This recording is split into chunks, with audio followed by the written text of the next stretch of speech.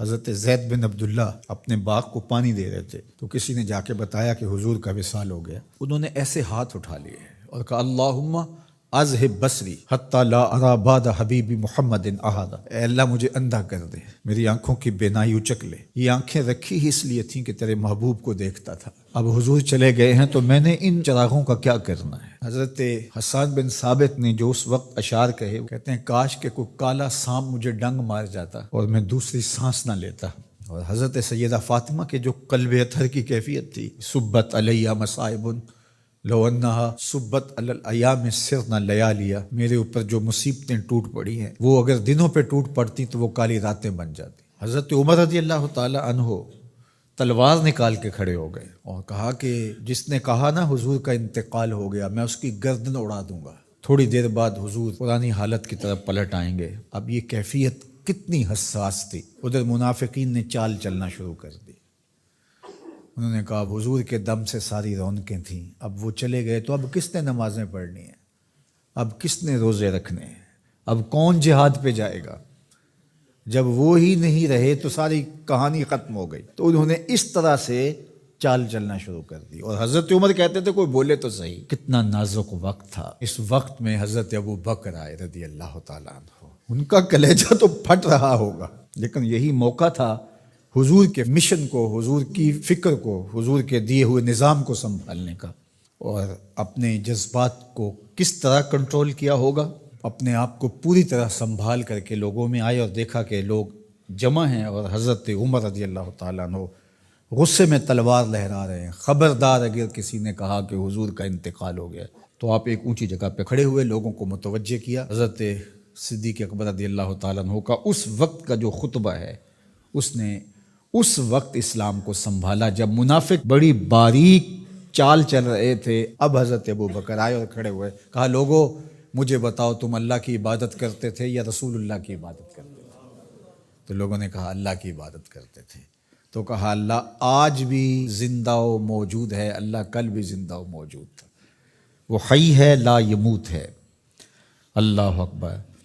پھر انہوں نے وہ آیت کریمہ پڑھی وما محمد الا رسول قد خلت من قبلہ الرسل، اور صحابہ فرماتے ہیں ہمیں لگا کہ جس طرح یہ نازل اسی وقت کے لیے ہوئی تھی۔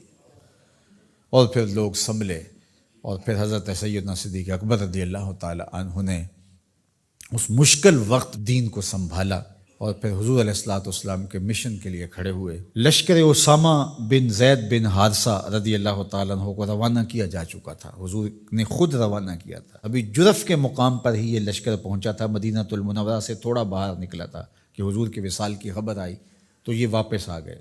تو بعض صحابہ نے کہا کہ اب مدینہ المنورہ کے حالات وہ نہیں رہے، اطراف کے اندر قبائل سر اٹھا سکتے ہیں جو دبے ہوئے تھے، اب حضور کے وصال کی خبر پھیل گئی ہے تو کوئی مدینہ المنورہ پر حملہ نہ کر دے، اور بہترین جنگجو اس لشکر میں شامل ہیں، تو اگر حملہ ہو گیا تو پیچھے سے دفاع نہیں ہو پائے گا، تو لہٰذا اس لشکر کو حکمت یہ ہے کہ روک لیا جائے۔ حضرت صدیق اکبر رضی اللہ تعالیٰ عنہ نے کہا کہ نہیں، یہ حضور کا روانہ کردہ ہے، جا کے رہے گا۔ بلکہ آپ نے تاریخی جملہ کہا کہ اگر مجھے یقین ہو کہ جنگلوں سے جانور آ کے ہمارے جسم کی بوٹیاں بھی نوچ کے کھا جائیں گے، یہ لشکر پھر بھی روانہ ہوگا۔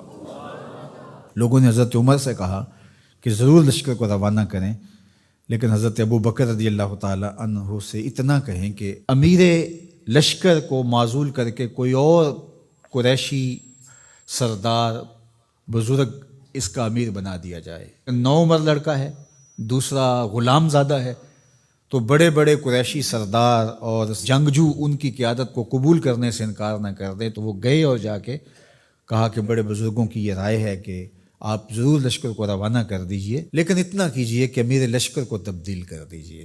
حضرت صدیق اکبر کے چہرے پر جلال آ گیا اور آپ نے جو جملے کہے وہ اتنے سخت تھے، ثقلت امک یا ابن خطاب، اے خطاب کے بیٹے تیری ماں تجھ کو روئے۔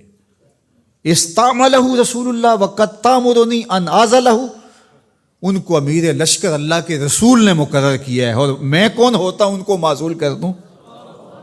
کہا لشکر جائے گا، اسامہ بن زید کی قیادت میں جائے گا، جس نے جانا ہے جائے، جس نے نہیں جانا میں کوئی پرواہ نہیں ہے، چونکہ ان کو امیر لشکر اللہ کے رسول نے مقرر کیا۔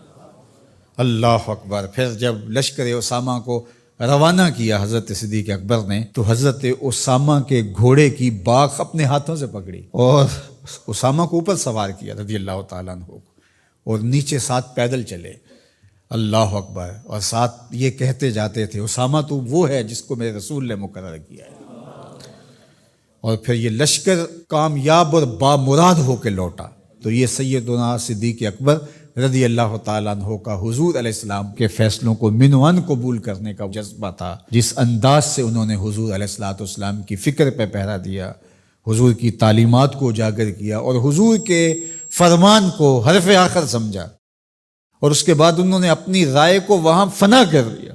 صلح حدیبیہ کا موقع آیا تو 1400 اصحاب تھے، قریش نے کہا ہم عمرہ نہیں کرنے دیں گے، تو وہاں سے ایک معاہدے کے ذریعے واپس آنا ہوا۔ تو حضرت عمر نے کہا ابو بکر ہم دب کے صلح کیوں کریں، صلح کی شرائط تو برابر کی ہونی چاہیے۔ تو حضرت ابو بکر صدیق کا صرف ایک لفظ دیکھیے، انہوں نے کہا عمر کیا یہ صلح نامہ حضور نے قبول کیا ہے؟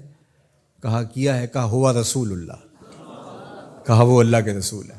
اللہ اکبر، کثرت صوم و صلات کی وجہ سے افضل نہیں ہے، بلکہ حضور کے لیے اطاعت و انقیاد، فرما برداری، اور حضور علیہ السلام کے لیے بس اپنے آپ کو قربان کر دینے کا وہ جذبہ، وہ آپ یہاں دیکھتے ہیں تو بدرجہ کمال آپ کو نظر آتا ہے۔